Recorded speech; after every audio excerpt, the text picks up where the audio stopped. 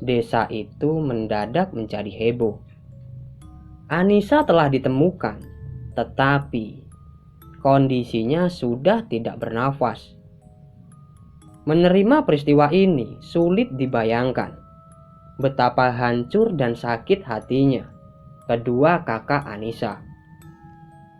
Adik yang begitu kusayangi ternyata ditemukan tewas dalam kondisi seperti ini, kata Fitri di balik isak tangisnya. Badan Anissa penuh dengan luka tusukan. Lehernya terjeret seutas kawat.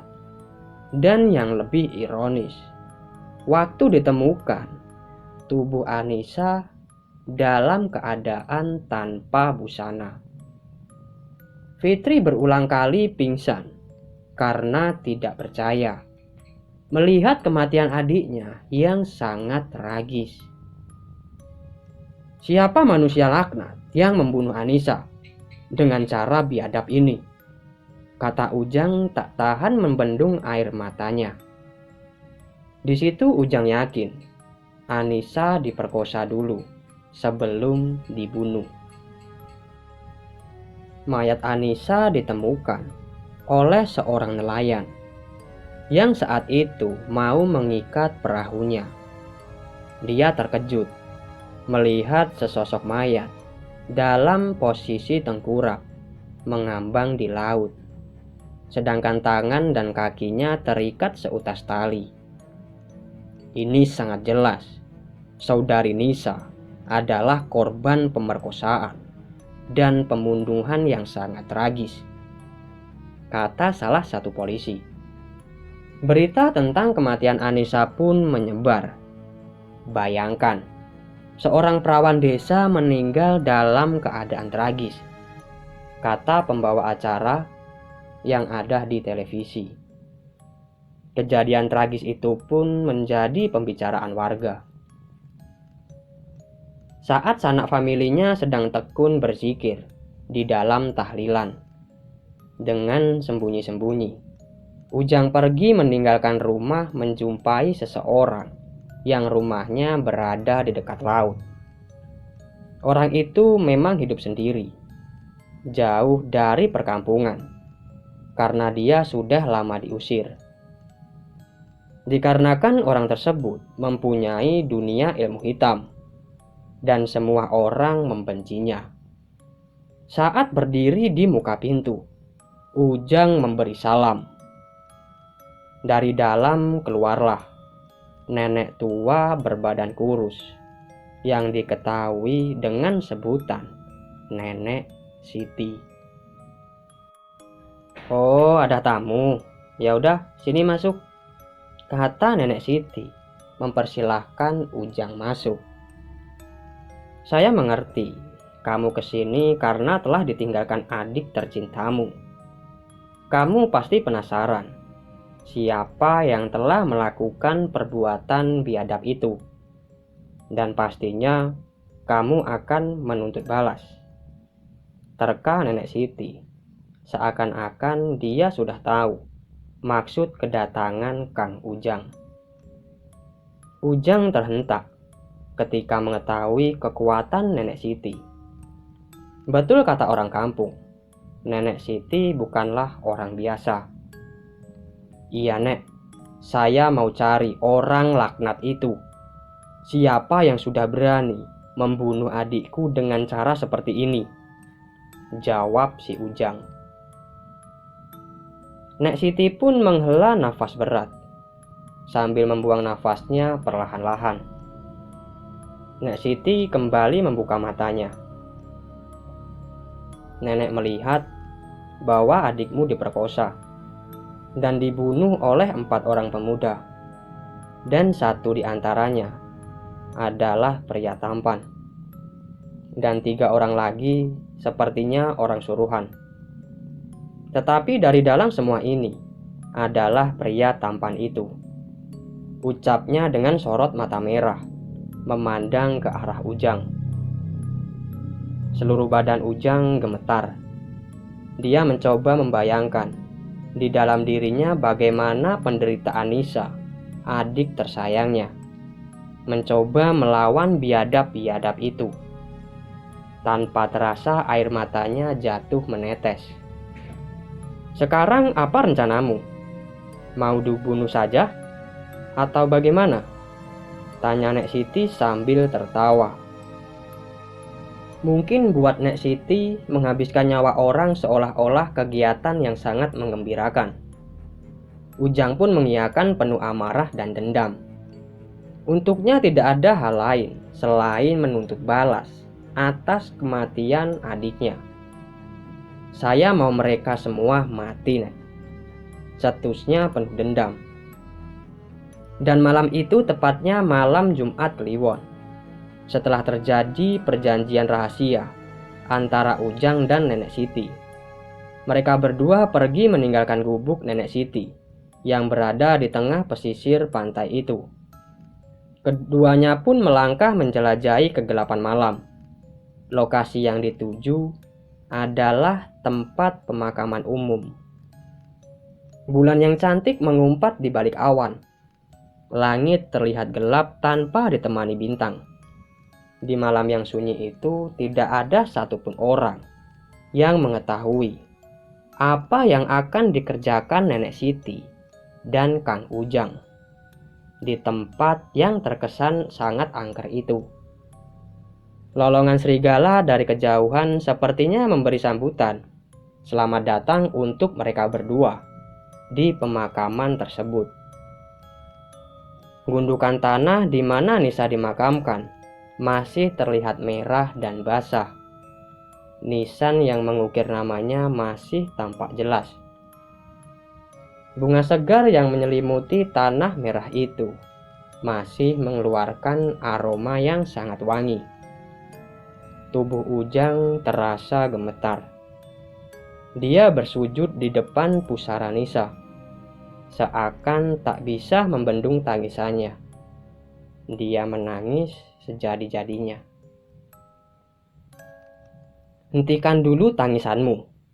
Kita masih ada kegiatan yang perlu kita lakukan," ucap Nenek Siti.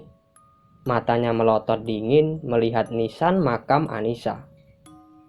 Di dalam kegelapan malam itu, Nenek Siti memandang Kang Ujang. "Kesinikan tangan kirimu." "Lekaslah," tuturnya. "Untuk apa saya harus memberikan tangan kiri saya, Nek?" tanya Ujang dengan bingung. Maka saat itu juga Nenek Siti menggigit jempol tangan kiri Ujang dengan giginya yang sangat tajam. Ujang terkejut dan darah kental menetes dari jempolnya yang luka. "Apa yang Nenek lakukan?" tanya Kang Ujang. Nenek Siti menekan jempol Ujang supaya darah kental itu mengalir dan menetes menyirami makam Anissa. "Tak kuat menahan rasa sakit. Rasa sakit yang kamu rasakan sama sekali tidak sebanding dengan yang adikmu alami," kata Nenek Siti. Ujang tidak menyadari ayat Yasin sedang bergema di rumahnya, melantunkan doa untuk Nisa yang sudah berada di surga. Tapi di malam Jumat Kliwon ini, dia dan seorang nenek yang menganut aliran hitam sedang melakukan ritual untuk menuntut balas. "Hanya karena ingin menuntut balas, aku mau melakukan jalan sesat ini," gumam Ujang di dalam hati. Sambil terus menekan jempolnya Ujang, Nenek Siti membaca mantra. Lalu keanehan pun terjadi dan membuat Ujang takut serta bingung. "Mengapa tetesan darah yang menetes ke kuburan adikku mengeluarkan asap, Nek?" tanya Ujang dengan kaget. Nenek Siti pun tertawa. Suara tawanya terdengar begitu sangat menyeramkan. "Ayo, mari kita pulang. Biarkan adikmu sendiri yang menuntaskan dendamnya pada para pembunuh dan pemerkosa yang laknat itu," ucapnya sesaat. Dan Nek Siti menarik tangan Ujang yang masih terdiam di depan makam Anissa. Angin bertiup sangat kencang, menggoyangkan pohon, dedaunan pun terlihat berguguran. Petir bergema, rintik demi rintik hujan mulai turun. Dan dalam waktu singkat, sudah membasahi bumi dan makam Anissa. Kekuatan gaib sudah menguasai makam Nisa. Ujang masih terpana di depan makam. Padahal dia sadar, angin semakin kencang dan hujan semakin deras, membasahi tubuhnya. Mata Nanar menatap gundukan tanah yang mulai basah sedikit demi sedikit. Tiba-tiba, kuburan Nisa beranjak turun naik, seakan ada yang mendorongnya dari dalam tanah. Lekaslah Jang, jangan kamu tengok lagi makam adikmu. Biarkan Nisa yang menuntut balas atas kematiannya, kata Nenek Siti kepada Ujang. Suara serigala terdengar melolong lagi, menambah suasana mistis di malam keramat itu. Nenek Siti menarik paksa lengan Ujang, tapi Ujang tetap nekat. Lekaslah Jang, kita mesti kabur. Rohnya sangat ganas dan tidak mungkin dihentikan, kata Nek Siti. Apa yang nenek lakukan terhadap adikku? Kata Ujang bingung. Dan Nenek Siti pun kelihatannya sangat marah. Sudah, aku bilang kita pulang. Biar adikmu yang menyelesaikan masalah ini. Kalau tidak, kita akan menjadi korbannya, jawab Nek Siti. Dan akhirnya mereka pun pulang. Setelah beberapa hari, kisah misteri balas dendam pun dimulai. Jadi saat itu, Lucky habis mengantarkan mayat korban kecelakaan ke rumah duka di daerah Jakarta Selatan. Karena merasa lelah, dia sengaja memarkirkan ambulannya di pinggir jalan, dan jalannya pun agak sepi. Dan hanya dalam waktu singkat, dia sudah tertidur lelap. Baru setengah jam tertidur, dia pun terbangun. Tubuhnya penuh dengan keringat. Dan di malam itu, dia mengalami mimpi buruk. Dia bermimpi tubuhnya kaku seperti mayat dan dikerubungi banyak lalat dan belatung. Pertanda apa ini? Gumamnya di dalam hati. Matanya melihat jam di tangannya. Ternyata tepat pukul 12 malam. Dia kemudian beranjak turun, berharap warung kopi di seberangnya masih buka pada malam itu. Udara malam terasa sangat dingin dan membuat Lucky semakin mengantuk. Di saat Lucky sudah mulai mengantuk, tiba-tiba angin bertiup kencang dan Lucky kedinginan. Sial, kenapa warungnya sudah tutup? Katanya dengan kesal. Mendengarkan suara itu, Lucky menoleh ke belakang, dan dia melihat sosok penampakan yang sangat mengerikan dan amat menyeramkan. Balutan kain kafan menutupi tubuh penampakan itu. Rambutnya panjang sepinggang, dan seluruh tubuhnya berlumuran darah dan nanah, dan bau yang sangat busuk. Penampakan itu pun mulai mendekati si Lucky. Jangan! Lucky berteriak ketakutan. Dan Lucky pun mencoba untuk menjauh. Tetapi, tangan yang berkuku panjang itu dengan cepat menangkap Lucky dan membawa ke hadapannya. Tangan-tangan itu menusuk jantung Lucky, seakan-akan dia tahu bahwa itulah pusat yang membuat Lucky hidup. Dan akhirnya, Lucky tewas tanpa mengeluarkan suara. Sejak peristiwa itu, roh Anissa terus bergentayangan, menemani kesunyian malam setelah 100 hari kematiannya. Dia menemui orang-orang yang sayang kepadanya. Saat menemui kedua kakaknya, mereka langsung tidak sadarkan diri, dikarenakan penampakannya sangat menyeramkan. Wajahnya yang cantik dan selalu ceria, kini berubah menjadi sangat pucat.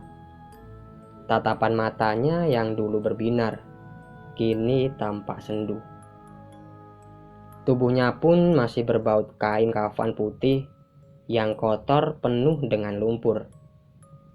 Warga di sana sangat ketakutan.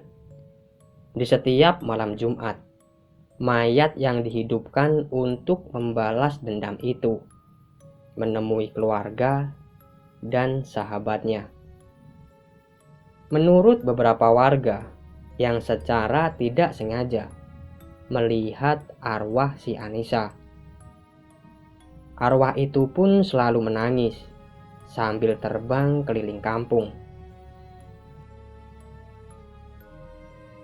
Dan ada juga para nelayan yang mendengar rintihan dan lolongan minta tolong saat mereka mau mengikat perahunya di tempat mayat Anissa ditemukan. Tetapi tak ada satupun yang berani menolongnya. Mereka hanya mampu mendengar, dan setelah itu mereka pun lari. Sekalipun Anissa sudah menuntut balas, tapi arwahnya masih tetap berkeliaran di malam yang sunyi. Dia seolah-olah masih belum bisa menerima kematian yang menjemputnya secara tragis itu. Nah, jadi begitulah Neng kisahnya. Tapi yang paling harus disalahkan atas keganjilan ini adalah Nenek Siti, yang sekarang entah ada di mana. Dan setelah 1 tahun, barulah arwah gadis cantik itu menghilang.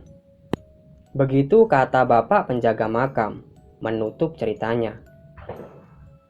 Lantas, kenapa sekarang makam Nisa jadi tak terawat lagi, Pak? Tanyaku kepada bapak itu. Kejadian naas itu telah berlalu 24 tahun silam. Makam Nisa jadi tak terurus, dikarenakan kedua kakaknya telah lama meninggal. Sementara sanak familinya yang lain sudah pindah entah kemana. Di akhir kata bapak penjaga makam itu, sambil menyeruput kopinya yang tinggal sedikit. Itulah cerita yang bisa saya sampaikan kepada kalian, dan semoga kalian tidak diganggu oleh arwah Anissa.